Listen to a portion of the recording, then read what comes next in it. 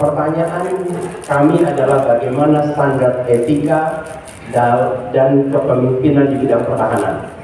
Seperti saya katakan tadi, semakin kompleks organisasi, semakin harus menjunjung tinggi nilai. Sampaikan jawabannya, jangan mempertanyakan tentang siapa penanyanya, siapa saja bisa tanya.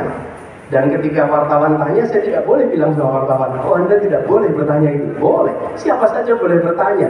Dan itulah tugas seorang calon presiden, siap ditanya apa saja oleh siapa saja.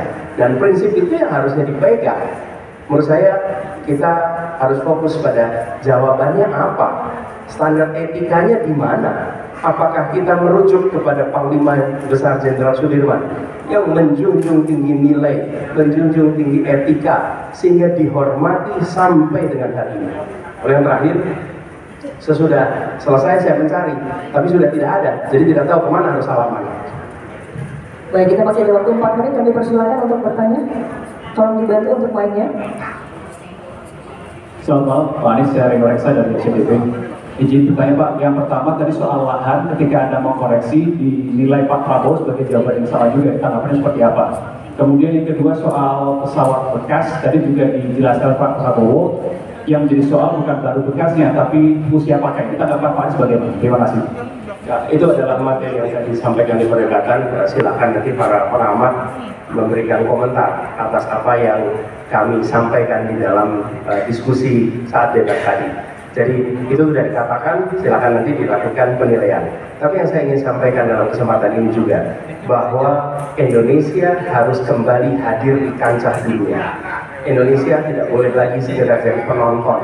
Dan kepemimpinan ke depan adalah kepemimpinan yang membuat nilai Indonesia, karya Indonesia, gagasan Indonesia mewarnai dunia.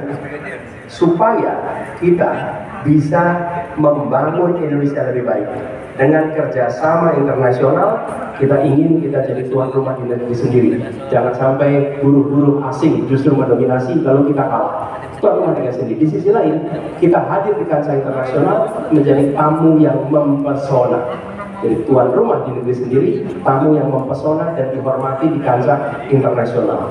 Pesan ini yang disampaikan, dan ini juga yang menjadi gagasan kita di era global. Indonesia, negara nomor 4 terbesar di dunia, bukan semata-mata sebagai penonton. Nanti silahkan para pengamat membaca ulang apa yang tadi dibahas, membaca ulang apa yang tadi disampaikan sebagai counter. Nanti publik akan bisa menilai, tapi bagian kami adalah memastikan pesan itu sampai, supaya kita semua pada saatnya akan bangga. Kita bangga sebagai warga Indonesia, karena warga Indonesia dihormati di tingkat dunia. Itu. Masih diberikan kesempatan satu pertanyaan terakhir. Kami persilakan jika masih ada.